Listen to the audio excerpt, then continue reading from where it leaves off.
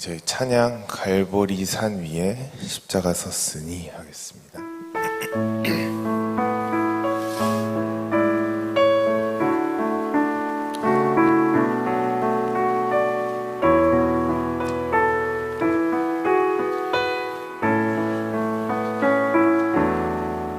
갈보리 산 위에 십자가 섰으니 주가 고난을 당한 표라.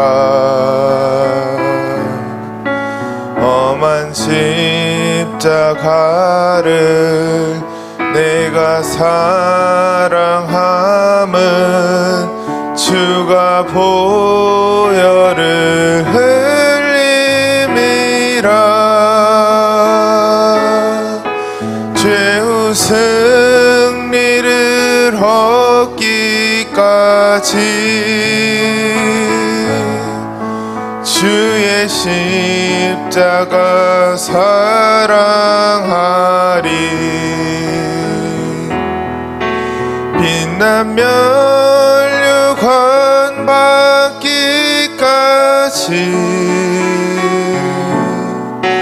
험한 십자가 붙들겠네.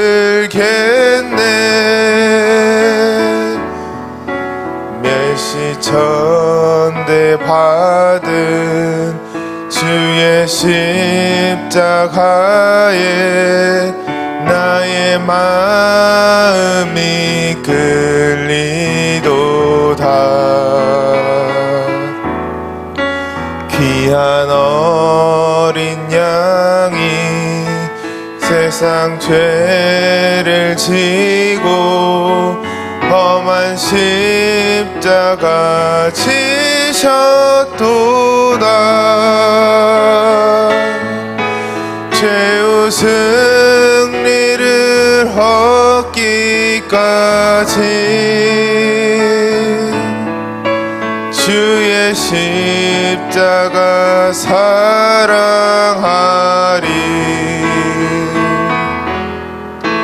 빛난 면류관 받기까지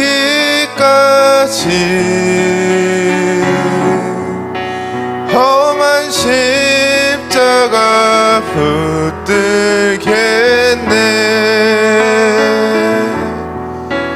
험한 십자가에 주가 흘린 피를 믿는 마음으로 바라보니 나를 용서하고 내 죄 사하시려 주가 흘리신 보혈이라.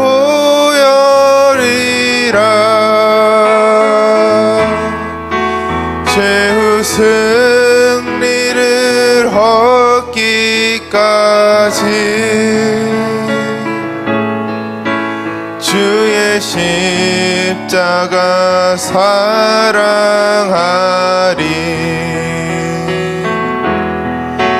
빛난 면류관 받기까지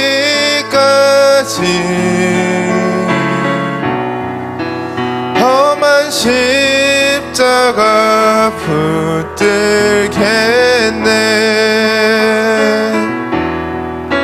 주님 예비하신 나의 본향집에 나를 부르실 그날에는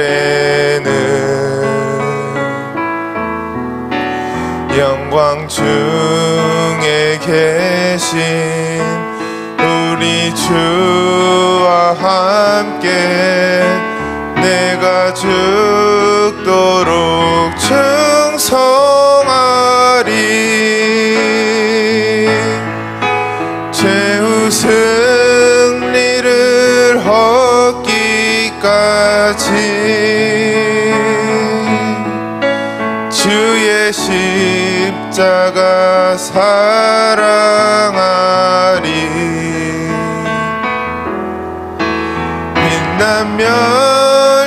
면류관 받기까지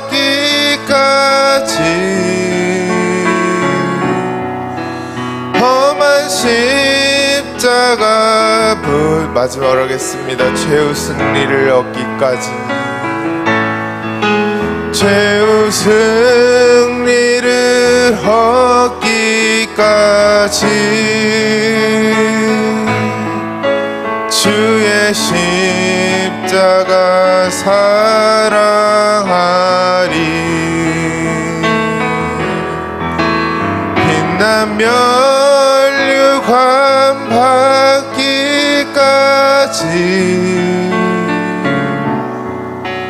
험한 십자가 붙들겠네.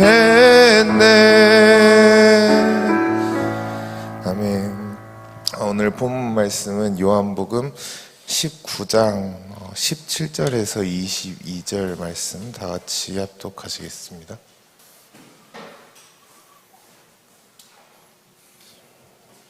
찾으셨으면 다 같이 합독하시겠습니다. 그들이 예수를 맡음에 예수께서 자기의 십자가를 지시고 해골 히브리 말로 골고다라는 곳에 가시니 그들이 거기서 예수를 십자가에 못 박을세. 다른 두 사람도 그와 함께 좌우편에 못 박으니 예수는 가운데 있더라. 빌라도가 표를 써서 십자가 위에 붙이니 나사렛 예수 유대인의 왕이라 기록되었더라. 예수께서 못 박히신 곳이 성에서 가까운 거로 많은 유대인이 이 패를 읽는데 헤브리와 로마와 헬라말로 기록되었더라. 유대인의 대제사장들이 빌라도에게 이르되 유대인의 왕이라 쓰지 말고 자칭 유대인의 왕이라 쓰라 하니 빌라도가 대답하되 내가 쓸 것을 썼다 하니라. 아멘. 네, 오늘 말씀의 제목은 이제 요한복음 19장입니다. 19장 말씀의 제목은 세 개의 십자가라는 말씀으로 같이 나누고자 합니다. 예수님께서 오늘 본문 말씀에 보면 이렇게 그죠? 18장에서 왕 되신 예수님 빌라도에게 잡혀가서 신문 받으시고 유대인의 왕이냐 했을 때 그렇다 하셨기 때문에 이제 결국은 십자가에 못 박혀 죽으시는 오늘의 요한복음 19장입니다. 그래서 예수님께서 이렇게 십자가에 못 박혀 달려 죽으실 때를 보면 총 몇 개의 십자가가 같이 있었다고요? 세 개의 십자가가 있었습니다. 그래서 제가 여러분들이 보시는 기준으로 뭐죠 이게? 십자가입니다. 보시는 기준으로 이렇게 왼쪽 가운데 그리고 오른쪽 이렇게 십자가를 세 개를 그려놨습니다. 그래서 이 기준으로 해서 오른쪽 십자가는 이거는 회개한 강도의 십자가였고 왼쪽 십자가는 회개하지 않은 강도의 십자가였습니다. 오른쪽 강도는 회개를 하였고 왼쪽 강도는 죽을 때까지 십자가에 못 박혀 죽을 때까지 자신의 죄를 회개하지 않았던 그러한 강도입니다. 이렇게만 딱 보았을 때 여러분들은 어떤 십자가를 붙잡겠습니까? 똑같이 걸리셨네. 어제 사랑제교회도 종합목사에서 이렇게 말씀하셨는데 아닙니다. 저희는 가운데 십자가를 가운데 누구세요? 가운데? 예수 그리스도죠. 가운데 십자가를 우리가 붙잡아야 합니다. 오른쪽 십자가 붙잡으면 안 됩니다. 무조건 가운데 십자가를 우리가 붙잡아야 하는 것이 신기합니다. 그죠? 세 개 그려놓고 어떤 거 잡을래 하면은 오른쪽으로 대답하는 사람이 굉장히 많아요. 오른쪽이랑 왼쪽에만 의미를 부여해서 그런지 모르겠는데 당연히 모두가 알죠. 가운데 십자가가 예수님이라는 거. 그래서 결국 우리 목표는 가운데 십자가라는 것입니다. 이 세 가지의 십자가들 우리가 보면은 솔직히 그때 당시 십자가 전부 나무로 만들어졌을 테고 앞에 다 이름이랑 표말 오늘 자칭 유대인의 왕이라 이렇게 기록된 것처럼 이 세 개의 십자가들이 전부 다 똑같은 똑같은 나무로 만들어졌을 테고, 세계가 육신의 눈으로 보았을 때는 별다를 거 없는 전부 똑같은 세 개의 십자가라고 보였을 것입니다. 하지만 이 세 가지의 십자가가 육신으로는 똑같아 보여도 영적으로는 우리에게 주는 의미가 전부 다르다는 사실을 여러분들이 오늘 분명히 깨달으시길 바랍니다. 왼편 강도가, 이 왼쪽 강도가 못 박혔던 이 십자가, 왼쪽 강도가 못 박혔던 이 십자가는 결국은 자기의 죄 때문에, 자기 자신의 자신의 죄 때문에 못 박힌 십자가를 말하고 있습니다. 이게 오늘날도 마찬가지입니다. 믿지 않는 세상 사람들은 너무나도 당연한 일이고, 교회 안에서도 신앙생활을 열심히 하면서도 이 왼쪽 편에 서 있던, 이 왼쪽 편에 못 박혔던 이 강도처럼 본인은 수도 없는 죄를 살면서 짓고 있고 또 앞으로도 지을 것임에도 불구하고 자신의 죄를 끝까지 인정하지 않고 또 회개하지 않고 아무렇지 않게 버젓이 신앙생활 하는 사람들도 있다는 것입니다. 요즘은 정말 세상이 갈수록 흉악해져 가고 있고, 그냥 진짜 무슨 일이 벌어질지 모르는 세상에서 우리가 살고 있는데, 이번 주부터 해서 저번 주부터 해가지고 한창 이슈되고 있는 거, 그죠? 무차별, 그냥 칼로 폭동 부리고 칼로 막 난도질하고, 이러한 정말 무차별적인 일이 일어나고 있습니다. 그래서 옆에 멀쩡해 보이는 사람이라도 길 가다가 이 사람이 그냥 속에서 칼이나 흉기 꺼내서 찔러도 전혀 이상하지 않은 그런 세상에서 지금 우리가 살아가고 있습니다. 결국은 이런 범죄를 저지른 사람들을 나중에 경찰이 이렇게 붙잡아가지고 신문을 하거나 이 사람들을 자백을 얻어내기 위해 막 이렇게 물어본다면, 기사 보면은 물론 몇 마디 하는 사람도 있지만 아무리 물어봐도 그냥 묵묵히 아무 말도 안 하고 그냥 가만히 묵묵히 있는 사람들도 있다는 것을 우리가 볼 수가 있습니다. 제가 말씀드렸던 이 왼쪽 십자가, 왼쪽 십자가의 강도처럼, 왼쪽 십자가의 강도는 누구의 자기 자신의 죄 때문에 십자가에 못 박혀 죽었지만 끝까지 이 십자가, 왼쪽 십자가의 강도 또한 끝까지 죽을 때까지 자기 자신의 죄를 인정하지 않았다는 것입니다. 그래서 경찰에 붙잡혀서 신문당한 사람들 보면 끝까지 아무 말도 안 한다는 것은 결국은 자기 자신의 죄를 자기 입으로 고백하지 않는다는 것입니다. 저는 가만히 보니까 진짜 이 원인 중에 하나가 제가 생각했을 때는 지금의 법도 굉장히 큰 기여를 하고 있다고 봅니다. 현행 법상 제가 만약에 오늘 지금 길을 지나가다가 누가 저에게 예를 들어 나쁜 마음을 가지고 아니면 원한을 품어서 저에게 칼을 이렇게 찌르려고 했을 때, 실제로 찌르려고 했을 때 제가 다행히도 만약에 이 상대방을 제압하고 칼을 이렇게 탁 쳐서 칼이 손에서 떨어졌다 했을 때는 여러분들 생각에는 이 사람이 지금 나를 찔러 죽이려 했는데 제가 이 사람을 제압해서 적어도 경찰이 올 때까지 이 사람을 좀 때려도 돼야 안 돼요. 아니면 적어도 이 사람을 제압은 해야 될 거 아니에요, 그죠? 나를 죽이려 했는데, 칼로 나를 죽이려 했는데 이 사람을 제압이라도 해야 될 텐데 지금 현행법상은 어떻게 되어 있는지 아십니까? 정말 저도 읽으면서 충격적이었는데 어떻게 보면 가해자죠. 저를 칼로 찌르려 했던 사람의 손에서 칼이 딱 떨어지게 되는 순간 저랑 이 사람의 상황이 쌤쌤이라는 겁니다. 무슨 말인지 아시겠죠? 그렇기 때문에 제가 이 사람을 제압하거나 만약 업어쳤다 그러면은 저에게 폭행죄가 성립이 되는 거예요.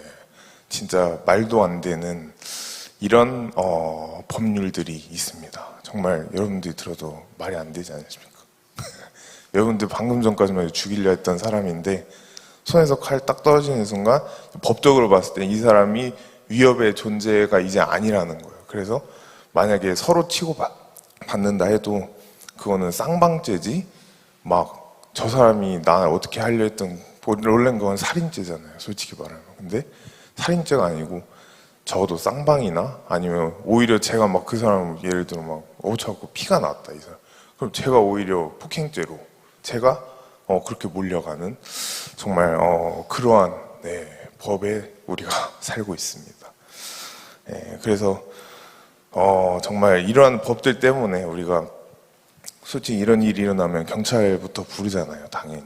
근데 경찰을 부르고 또 경찰이 그걸 받고 신고를 받고 현장에 출동을 해도 여러분들 뭐 유튜브나 뭐 기사들 뉴스들 보면은 경찰이 막 출동을 했는데도 머뭇머뭇하거나 아니면 경찰이 그냥 별다른 조치 안 하고 서 있는 모습 여러분들도 많이 보셨을 거예요. 저도 보면서 정말 이해가 안 갔는데 현직 경찰관들 막 은퇴하신 분들 이렇게 기사 보면은 경찰도 범인도 이제 결국은 인권이 있다는 거죠. 그래서 경찰도 만약에 과잉으로 진압했다가는 정말 경찰이 오히려 범죄자를 진압했는데 경찰이 벌금을 무는 과잉 진압으로 경찰이 벌금을 무는 그런 시대에 살고 있습니다. 정말 이게 맞는 것인지 진짜 의아할 정도로 경찰이 범죄자 잡으라고 있는 게 경찰 아니겠습니까? 근데 범죄자를 조금 세게 잡거나 예를 들어 경찰이 갖고 있는 테이저건 이거를 그냥 함부로 썼다가는 오히려 경찰이 벌금을 먹고 있는 그러한 세상이라는 것입니다. 제가 본 것 중에 되게 또 특이한 게 이 사람이 실제로 경찰 그 낫인가 그 밭에서 캐는 거 있죠. 근데 되게 큰 낫으로 진짜 경찰 죽이려고 실제로 이렇게 휘두르는데 경찰이 이제 어쩔 수 없으니까 본인도 죽게 생겼으니까 허리에 찬 테이저건을 딱 이 사람에게 쐈는데 이 사람이 이제 낫을 든 상태로 전기 충격을 맞고 떨어지면서 이 낫이 자기를 찌른 거예요. 자기가 이렇게 전기 충격을 맞고 떨어지면서 이렇게 바닥으로 누우면서 자기가 자기 낫에 찔려가지고 상처를 입었나 아마 그랬던 것 같은데 법정에 가니까 그게 어떻게 된지 아십니까? 형사 재판에는 문제 없이 경찰은 문제 없다. 이거는 정당한 거다 했는데 민사 재판에서는 경찰한테 몇 천만 원 벌금을 물으라고 했답니다. 정말 그 정도로 우리가 정말 이해되지 않는 그러한 세상에서 우리가 지금 살고 있습니다. 이게 미국에서 똑같은 일이 벌어졌다면 이건 상상도 못하는 일입니다. 미국에서 누가 막 가는 날 길 가는데 마트에서 나한테 칼을 꺼낸다? 솔직히 총으로 쏴도 정말 그 사람을 그냥 내가 갖고 있는 총으로 쏴도 물론 뭐 법적인 뭐 그건 있겠죠. 당연히 있겠지만 한국 같은 이런 약간 우리가 생각했을 때 말도 안 되는 결과가 나오지는 않는다는 것입니다. 한국은 이제 경찰이 출동해봤자 범죄자를 강하게 다루면 범죄자의 인권을 무시했다고 요즘은 교도소에서 막 인권 하는데 범죄자의 인권을 무시했다고 오히려 경찰이 나중에 재판에서 벌금을 물게 되는 이러한 말도 안 되는 세상에 우리가 살고 있다는 것입니다. 인권을 여러분 너무 앞장세우거나 인권이라는 이 단어 있죠.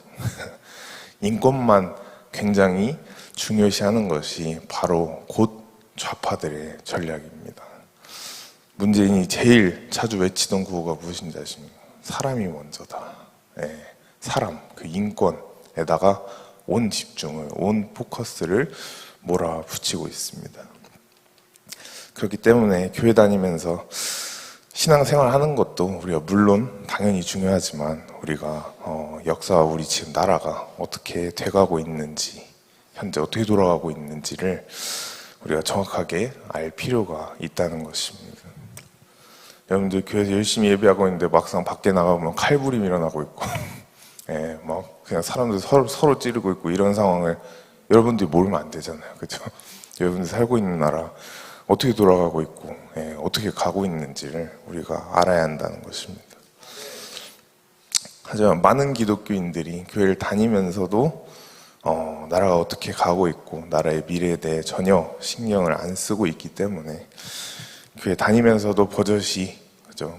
민주당을 지지하면서 이렇게 미군 철수를 외치고 있는 결국은 그런 자들을 투표로 몰아주고 있는 그러한 상황이라는 것입니다.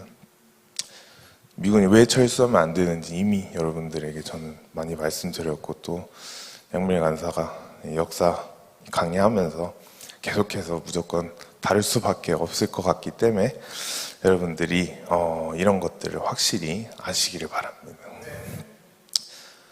또한 이번 주에 하나 더 이슈되고 있는 게 있죠. 잼버리 스카우트, 그 잼버리 대회를 우리나라에서 이제 개최한 건데, 이것을 갖다가 막 이미 몰아가기 시작됐죠. 윤석열 정부 뭐하냐, 국제망신 다 시킨다, 그죠? 나라 망신 다 시키게 뭐하고 있냐. 근데 이렇게 몰이하는 것도 결국은 누구의 전략일까요? 반대편 애들의 전략입니다. 여러분들이 확실히 아셔야 될 게, 이거는 저기 윤석열 정부 들어와서 이게 딱 다 진행된 게 아닙니다. 문재인 때부터 이미 다 계획되었고 진행되었고, 저도 어제 듣고 나서 충격받았는데, 이 잼버리 대회 준비하는 그 예산으로 얼마가 지급됐는지 아십니까? 2조 5천억이 지급이 됐다고 합니다. 2조 5천억, 2,500억이 아닙니다. 제가 봤을 때 250억으로 충분할 것 같은데, 2조 5천억이 지급이 되었고, 잼버리 대회 담당 기관이 누군지 아십니까? 여성가족부, 여가부. 네, 여가부 장관이 2조 5천억을 타가지고 준비를 하라고 했는데, 여러분들 기사 뭐 뉴스 키면 요즘 계속 나오잖아요. 지금 준비가 됐습니까? 네, 전혀 안 됐어요. 샤워장 막 다 무너지려고 그러고. 근데 이거를 저쪽에서는 정부 탓으로 몰아가죠. 근데 얼마 받았다고요? 2조 5천억. 2조 5천억이면 제가 봤을 때 거의 마을을 지을 수 있을 것 같은데, 네, 그 2조 5천억을 받아놓고 지금 준비된 상태를 보면 거의 무슨 고등학생들 불러다 준비시켜도 그 정도는 할 정도로 미흡한 그러한 준비 상태를 보여주고 있습니다. 결국은 그럼 합리적으로 생각했을 때 어떤 것 같습니까? 그 2조 5천억 어디 갔습니까? 결국 본인들이 꿀꺽한 거죠. 그거 말고는 답이 없습니다. 돈 받아놓고 준비는 저렇게 했다. 결국은 솔직히 좌파 애들 굉장히 꿀꺽 잘합니다. 돈 돌리고 돌려가지고 복지 예산 다 따서 먹고. 저도 정말 그 금액을 듣고 깜짝 놀랐는데, 2조 5천억이 나라에서 주어졌는데도 그냥 저 상태의 준비 상태로 그냥 개최해버렸다는 거. 이러한 비정상적인 일들과, 솔직히 정상이 아니죠. 칼부림부터 해가지고 2조 5천 타놓고 지금 막 샤워장 무너지고 있고 정말 정상적인 일이 아닌데, 이렇게 비정상적인 일들과 또 우리 머리로 도저히 이해 안 가고 있는 이런 이상한 법들이 정말 판치고 있는 이 대한민국을 바로잡을 수 있는 능력, 결국은 기독교와 복음밖에 없다는 것입니다. 그냥 세상적인 방법으로 다 될 것 같았으면, 그죠? 진작에 됐어야죠. 진작에 됐어야 하는데 현실을 보면 그렇지가 않다는 것입니다. 그렇기 때문에 세상적인 방법으로는 이런 정말 국가적인 문제들, 이런 큰 문제들을 절대로 우리가 해결할 수가 없기 때문에 우리는 정치인도 믿을 수 없습니다. 정치인들 진짜 입만 열면 거짓말입니다. 사회운동가 또한 믿을 수 없습니다. 결국은 복음과 기독교만이 이 나라를 살릴 줄로 믿습니다. 그것이 결국은 이제 광화문운동을 중심으로 대한민국 기독교인들이 앞으로 있을 다음 주 8.15 집회부터 해서 내년 4월까지만, 내년 4월 국회의원 선거까지 한마음 한뜻이 우리 안에서만 된다면 현 상황에 처해 있는 모든 것들 우리가 바꿀 수 있고 또 승리할 수 있다는 것입니다. 그때까지는, 적어도 내년 4월 총선 전까지는 다 사람이니까, 또 다 뭐 교단별로, 뭐 교회별로 다 서로의 견해가 또 서로의 생각과 뜻이 조금씩은 당연히 다를 수 있죠. 사람이니까. 하지만 우리의 제일 큰 목적이 무엇입니까? 결국은 예수왕국, 복음으로 통일하는 것이 모든 기독교인들의 제일 큰 소망이자 바람 아니겠습니까? 하지만 우리가 이렇게 큰 목적을 우선으로 달성을 해놓고 그 뒤에 뭐 서로의 견해를 서로 얘기하든지 서로 해결하든지 그거는 그 뒤에 해도 절대 늦지 않다는 것입니다.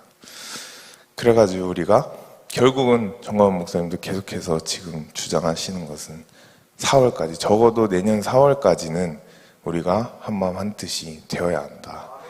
심지어 저 김중근 목사님부터 해서 저희 장신대에 세우신 이런 목사님들 옛날 영상들 보면 믿지 않는 사람들과 협력해서 애국 운동을 해야 한다라고 그분들도 말씀하고 계십니다.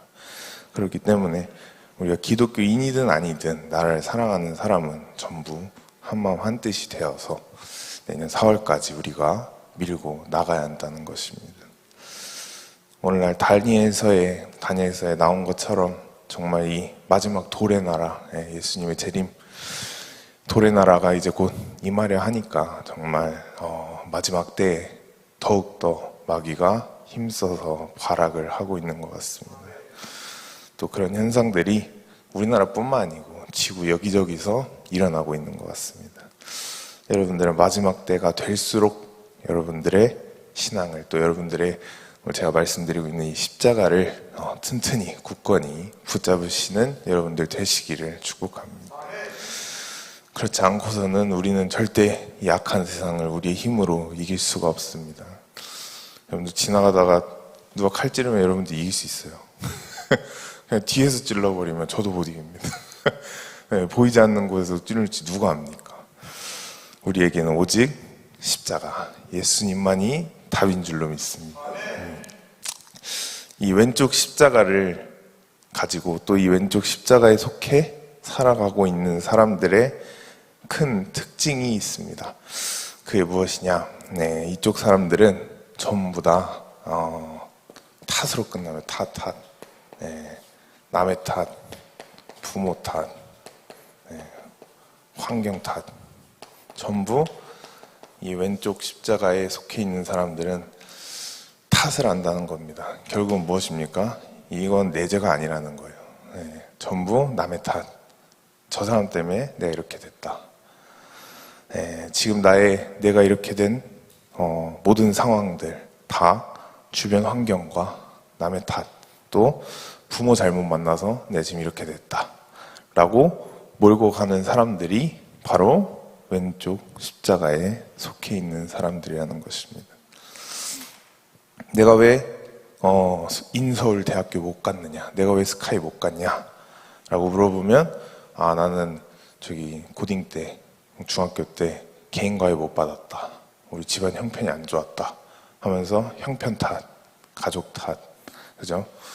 내가 왜 이렇게 지금 찢어지게 가난하고 그냥 막 지하실 방에 살고 있느냐 라고 물어보면 부모 잘못 만나서, 우리 집은 돈이 없어서 그런 탓을 하고 있다는 것입니다.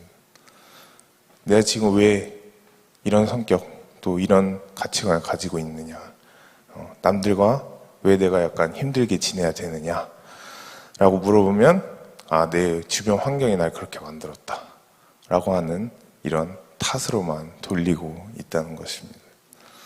이렇게 남 탓, 환경 탓, 부모 탓, 남에게 화살을 돌리는 이런 사람들은 어디 십자가에 속한 사람이다? 왼쪽 강도와 똑같다는 것입니다.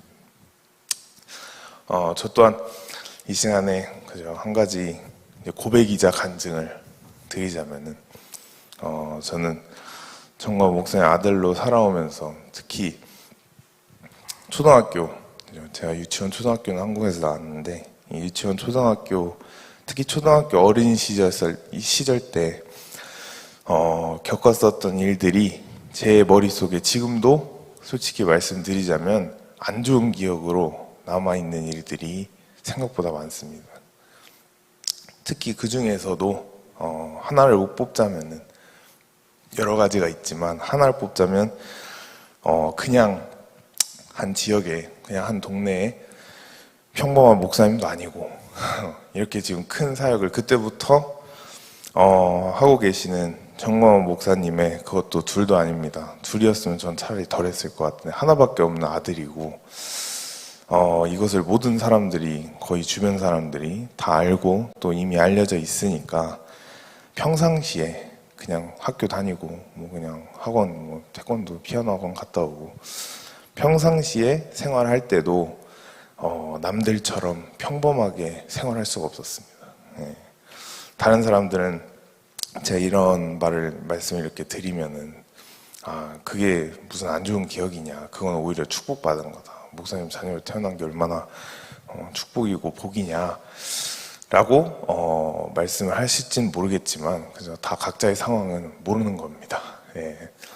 제가 생각했을 때 또 제가 느꼈을 때는 저의 당사자인 입장에서는 특히 그 어린 시절에 초등학교 시절 때는 절대로 그게 축복으로 느껴지지 않았습니다. 그래서 어딜 가든지 여러분들은 아마 겪어보지는 못했을 거예요. 제가 지금 말씀드린 이 상황을 겪어보지 못했겠지만 여러분들은 뭐 행동 같은 거, 뭐 여러분들 이게 이렇게 말하는 거, 솔직히 선생님이랑 집에 부모님 빼고는 자유로웠죠. 그죠? 자유로웠잖아요. 밖에 나가면 마음대로 할 수 있고 부모님 앞에 있을 때만 말 조심하면 되고, 뭔가 선생님 앞에 있을 때만 약간 공부 열심히 하는 척하면 되고 예. 하지만 저는 어딜 가든지 사람들이 정말 제가 하는 행동들, 제가 하는 말들, 제가 하는 모든 것들을 솔직히 그게 더 얄미웠던 것 같아요. 안 보는 척하면서 다 봐요. 예, 안 보는 척하면서 다 봅니다. 그냥 약간 이렇게 곁눈질 하면서도 다 봅니다. 예, 그래서 그게 더 무섭습니다. 차에 대놓고 보면 제가 그냥 안 하기라도 할 텐데 곁눈질로 막 어떨 때는 진짜 막 숨어서까지 예, 이런 식으로 저를 막 다 보고 있고 저를 다 관찰하고 있고 나중에 그게 결국은 돌고 돌아서 정말 교회 입소문 빨라요, 느려요? 엄청 빠릅니다. 교회 안에서 소문은 순식간입니다. 카톡보다 더 빠릅니다. 근데 그게 결국은 돌고 돌아서 나중에 저 어머니, 서명 사모님 귀에 이게 들어가게 되면 제가 밖에서 했던 행동들, 그러면 이제 저녁에 교육이 들어갑니다. 물론 저녁 아니고 부흥회 갔다 오시고 나면 그때 워낙 바쁘시니까 월요일 날 가면 금요일 날 오세요. 부흥회를. 그럼 이제 금요일 날 돌아오시면 뭔가 일주일 제 생활 리포트가 네, 저의 생활 기록부가 말로 한 바퀴 돌아서 선명 사모님 귀에 이렇게 싹 다 들어가요. 다 들어가면 이제 토요일 날 이제 엄마 아빠 보러 올라가면 저는 이제 그때부터 교육 시작입니다. 그래가지고 예능이가 밖에서 이번 주에 이런 행동을 했다고 엄마 들었다 하면서, 정말 여러분들 웃지만 저는 그때 진짜 이게 엄마 아빠 보고 싶어서 올라가는 건데 막상 가면은 정말 이번 주 생활 기록부가 뭔가 말로 다 들려오는 그런 생활이었습니다. 그래서 에녹이 이번 주에 지사님들에게 인사를 잘 안 했다고 엄마 귀에 들린다. 아니면 에녹이가 막 지나다니면서 말을 이상하게 했다고 들린다. 이런 말부터 해가지고 정말 내가 이런 짓을 했었나라고 생각이 들지도 않는 것들도 그 자리에서 뭔가 약간 심판대 같아요. 내가 이런 행동을 했었나라고 나도 까먹고 있던 내용들을 그죠, 주변 사람들이 다 종합해서 결국은 한 바퀴 돌아서 저 설명상의 귀로 다 들려주면 저는 이제 토요일 날 그 교육을 받고 이제 주일 날 또 교회 가서 앉아 있다가 월요일 날 또 목사님 사모님은 부흥회 가십니다. 예, 그 생활이 연속이었습니다. 그 생활을 유치원부터 딱 초등학교 졸업 때까지 계속했습니다. 그래서 정말 제가 그 생활 겪고 나니까, 물론 지금은 다릅니다. 지금은 다르지만 정말 그때 당시는 이제 그걸 겪고 나서 방학 때마다 한국에 중학교, 고등학교 때 오면은 피해의식에 쩔어 있어가지고 솔직히 말하면 집문 열고 밖에 나가면, 이 말씀은 처음 드리는 것 같은데 모두가 적으로 보여요. 진짜로 모두가 적으로 보이고, 모든 교회 직분자 상관없습니다. 모든 사람이 엄마 아빠가 심어놓은 스파이처럼 보이는 거예요. 진짜로. 왜냐면 믿을 수가 없어. 어느 사람 하나 믿을 수가 없습니다. 오히려 저기 시장 가서 오히려 세상 사람들이 더 편한, 진짜 그러한 환경 속에서 제가 살았었습니다. 그래서 남들이 봤을 때는 축복이라 할지 몰라도 정말 이런 철저한 감시와 이런 철저한 통제, 정말 이런 생활 정말 쉽지 않습니다. 정말 쉽지 않았는데 그것을 정말 깨닫기 전에는 또 그렇게 어린 나이에는 심지어 고등학교 때까지도 그냥 동네 주변에 또 교회 밖에 나가면 다 적으로만 보이고 내 편 하나도 없는 것 같고 그렇기 때문에 저는 자연스럽게 어떻게 되냐 항상 뭐 누굴 만나거나 친구랑 놀거나 하려고 하면은 적어도 강남까지는 가야 돼요. 그 정도 변두리를 벗어나야 교회 바운더리를 벗어나야 내가 뭘 해도 그나마 그 얘기가 들어갈 확률이 적지. 이 주변에서 뭘 했다가는 하루아침이면 다 들어갑니다. 그 소리가. 정말 저도 섬뜩섬뜩 할 정도로 빠르게 들어갔던 적이 많은데 그렇게 생각하고 지냈던 저도 이제 결국엔 나중에 다 지나서는 나중에 좀 나이가 먹고 지나서 보니까 이것이 결국엔 그때 당시 저 얼마나 불평불만 많이 했을 것 같습니까? 내가 뭐 태어나고 싶어서 목사 아들로 태어났나? 또 내가 이렇게 생활을 하고 싶어서 하나? 나 무슨 약간 감옥에 갇힌 느낌이고 뭔가 남들이 원하는 삶을 내가 맞춰 살아야 될 것 같고 그냥 진짜 약간 로봇 같은 그런 삶을 약간 남들 피해 다니는 그런 삶을 누가 지내고 싶어서 이렇게 태어났나 하면서 결국은 저 또한 무슨 탓을 계속 이거 환경 탓한 거예요. 저 또한의 환경 탓하고 저 또한 내가 목사들 태어나고 싶어서 태어났나 부모 탓도 하고 그죠? 교회 사람들 다 스파이 같고 다 안 보는 척하면서 다 보고 있고 저 또한 남 탓을 다 어릴 때 했다는 것입니다. 어릴 때 이렇게 경험을 모르겠어요. 오래 했기 때문인지 몰라도 저 또한 지금도 인간이기 때문에 결국은 가끔씩 이 뿌리가 한 번씩은 올라올 때가 있어요. 안에서부터 뭔가 물론 지금 주변 사람에겐 저는 절대 이렇게 하지는 않지만 근데 그냥 약간 낯선 사람일 때는 이런 뿌리가 한 번씩 올라와요. 왜냐면 이것도 누가 보낸 거 아닌가 뭔가 나 잘하고 있나 누가 확인하는 거 아닌가 이거 약간 그분이 말하는 말투를 보면 뭔가 약간 느껴지는 게 왜 이렇게 나에 대해 궁금한 게 많지 그러니까 그러면서 이 뿌리가 한 번씩 올라올 때가 있습니다. 그래서 그때마다 제 자신을 돌아보고 또 회개를 하고 있습니다. 그래서 결혼하고 나서도 물론 이게 올라올 때 있었어요. 그래서 영미 간사 옆에서 왜 그러냐 하면 또 제 얘기를 다 해줘요. 이래 해서 이렇게 됐다 하고 다 해주면은 그래도 이해는 하면서 그래도 그냥 회개하자 하면서 그렇게 회개하고 끝냅니다. 그렇기 때문에 제일 이 왼쪽 강도가 지은 제일 큰 죄가 무엇이냐? 끝까지 죽을 때까지 본인의 잘못을 본인의 죄를 회개하지 않고 자기 죄를 뉘우치지 못하고 결국은 남 탓만 하다가 죽는다는 것입니다.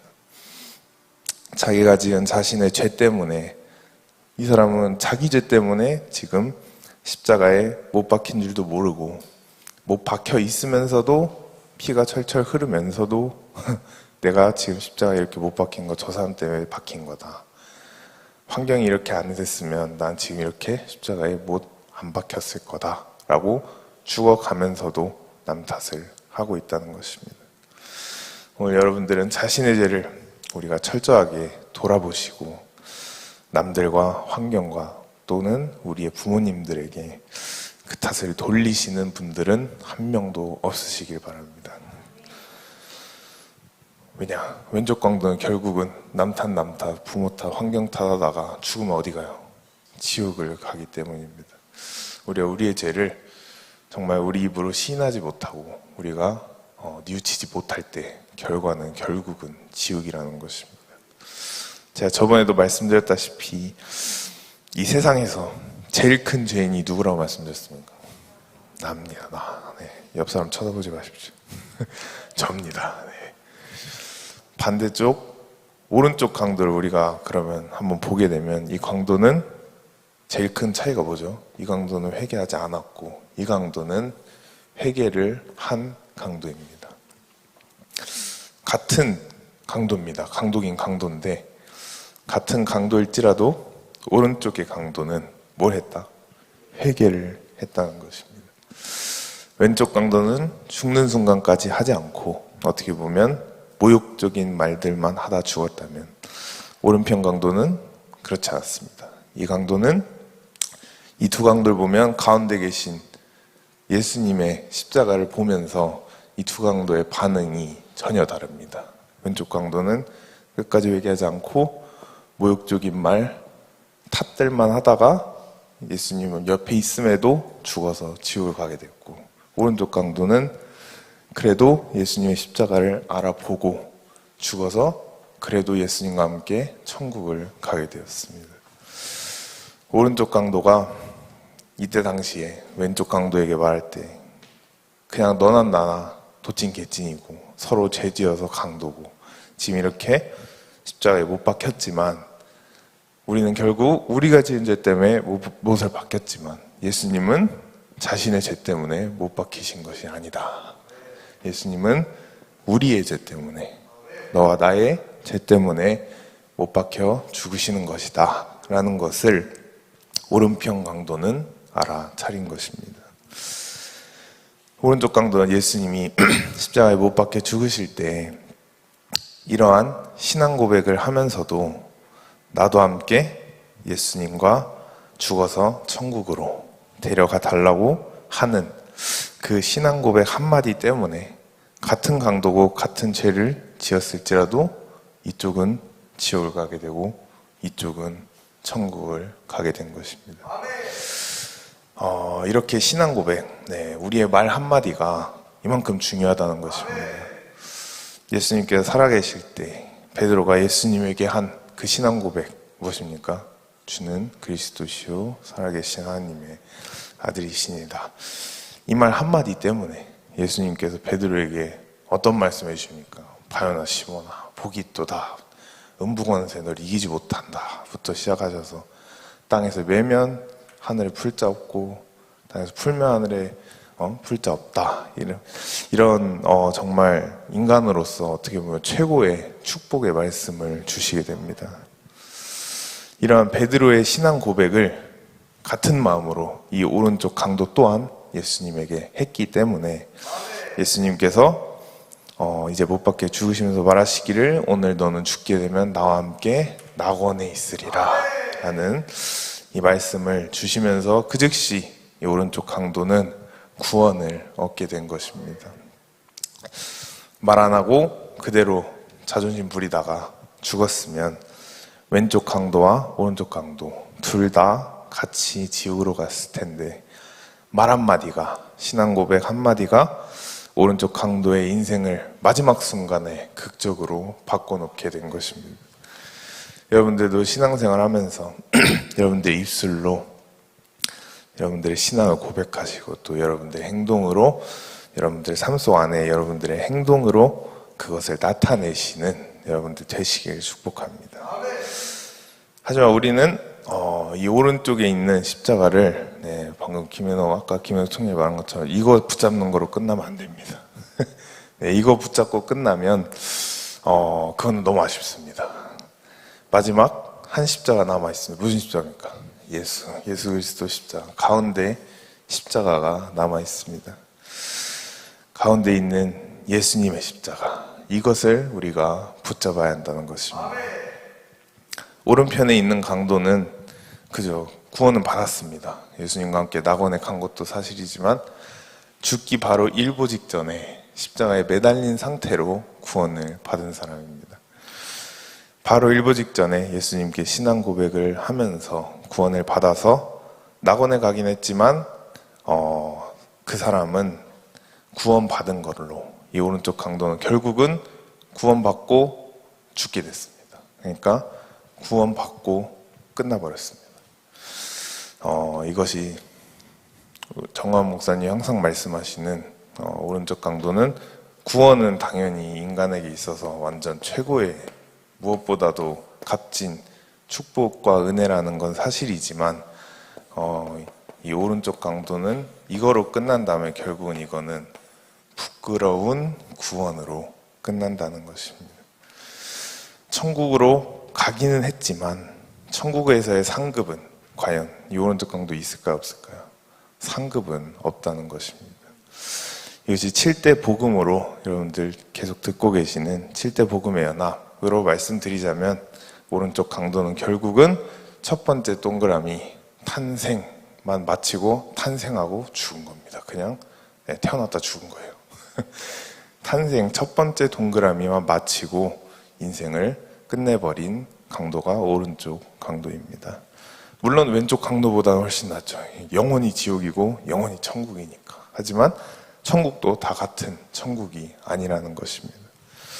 천국으로 가긴 했지만 천국 안에서의 상급은 없다는 것입니다.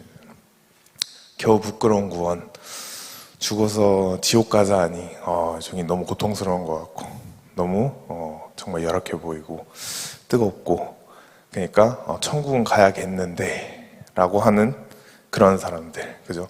세상에서 할 거 다 하다가 약간 죽기 전에 아니면 좀 나이 들어서 교회 오겠다, 전도할 때 보면 그냥 뭐 나중에 좀 괜찮아지면 교회 오겠다 라고 하는 사람들 어떤 자세예요? 오른쪽 강도와 같은 자세를 취하고 있다는 것입니다. 물론 구원은 받겠죠, 오면. 하지만 천국 가면 여기에 동기라는 것입니다. 천국 가면 오른쪽 강도와 같이 그 사람에게는 큰 상급이 없다는 것입니다. 다른 사람들 다 머리에 황금면류관 큼지막한 거 쓰고 다니고 있는데 처음 가면은 부끄러운 것만 손톱만한 면류관 이렇게 머리에 얹고 다니면 그걸 자존심상 그거 쪽팔려서 어떻게 다닙니까? 영원인데 그죠? 한 번 가면 영원인데 영원히 이만한 면류관 얹고 다니면 그 자존심상 특히 남자들은 천국 가서 그 자존심상 용납하지 못할 것 같습니다. 정말 이런 면류관 쓰고 다니는 사람들, 그죠? 구원이긴 하지만 무슨 구원? 부끄러운 구원을 받은 사람은 어쩔 수 없습니다. 상급이 없기 때문에 당연히 그냥 구원만 받은 그런 크기의 면류관을 쓸 수밖에 없다는 것입니다. 여러분들 또한 이 부끄러운 구원만 얻고 천국 가는 사람들은 한 명도 없으시길 바랍니다. 모두 다 큰 면류관, 들기 힘들 정도로 큰 면류관을 머리에 쓰고 우리 각자 천국에서 만나길 바랍니다. 마지막으로 이 가운데 있는 예수 십자가를 붙잡은 사람은 자기 자신을 십자가에 철저하게 못 박는 사람입니다. 십자가에 철저히 못 박은 것은 무엇을 의미합니까? 결국은 나의 뜻, 나의 지정의를 예수 십자가 앞에 철저하게 못 박아 버리고 예수님과 같이 부활의 신앙을 맞이하여서 결국은 천년왕국의 단계까지 가는 이 사람이 바로 이 가운데 십자가, 예수 십자가를 붙잡은 사람의 특징이라는 것입니다. 그렇게 되었을 때 우리가 성경에 보면 사도 바울의 신앙 고백과도 마찬가지로 사도 바울이 말한 것과 같이 이제는 내가 산 것이 아니요 내 안에 계신 그리스도가 사신 것이라, 이러한 신앙 고백이 저와 여러분들의 입술에서 나와야 한다는 것입니다. 이러한 신앙 고백은 옆에서 누가 이건 시킨다고 나올 수 있는 고백이 아닙니다. 정말 이 과정을 겪고 또 십자가에 못 박힌 사람만이 고백할 수 있는 말입니다. 결국은 예수 십자가 나의 뜻 지정이 이거 반납하는 거 7대 연합으로 하면 결국 뭐죠? 두 번째, 세 번째죠. 결국 고난, 죽음, 결국 이 두 동그라미 무조건 거쳐야 한다는 것입니다. 그러지 않고서는 우리는 뭐가 똑같다? 오른편 강도와 똑같다는 것입니다. 그냥 부끄러운 구원만 얻고 세상 살다가 천국 가는 것입니다. 오늘 저와 여러분들은 베드로와 또 사도 바울의 우리가 말씀했던 이런 신앙 고백을 하는 그 수준까지, 그 신앙까지 우리가 가는 것을 우리의 최종 목표로 삼고 열심히 달려가자는 것입니다. 예수님의 십자가에 내 뜻을 철저히 못 받고, 찬양에도 가사에도 나오죠. 그러므로 나는 사나 죽으나 주님의 것이요 라는 이 찬양이 정말 여러분들 입술의 고백이 되시기를 축복합니다. 아멘. 저희 찬양 모든 능력과 모든 권세 하고서 기도하겠습니다.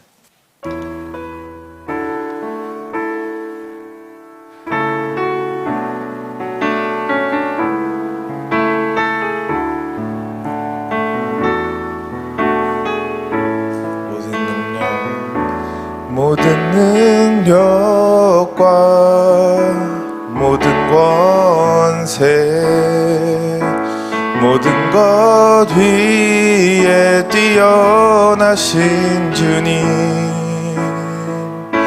세상이 증량할 수 없는 지혜로 모든 만물 창조하셨네 모든 나라와 모든 보좌 이 세상 모든 경이로움보다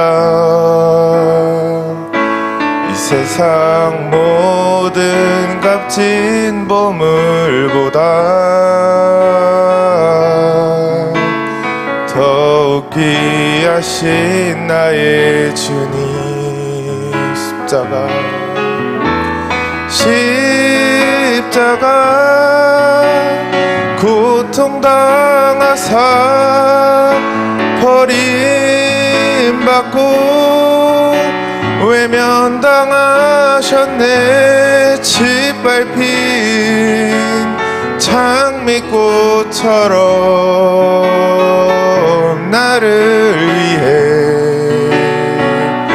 죽으셨네 나의 잘못하겠습니다 모든 능력과 모든 권세 모든 것 위에 뛰어나신 주님 세상이 증량할 수 없는 지혜로 모든 만물 창조하셨네 모든 나라와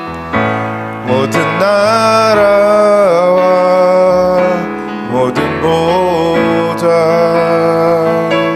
이 세상 모든 경이로움보다 이 세상 모든 값진 보물보다 더욱 귀하신 나의 주님 십자가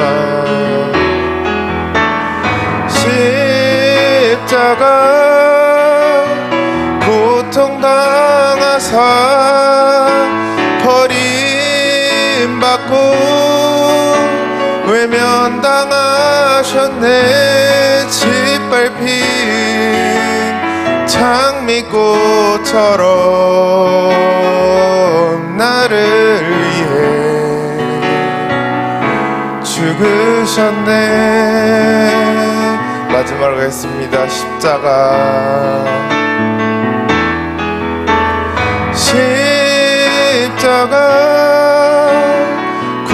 고통당하사 버림받고 외면당하셨네 짓밟힌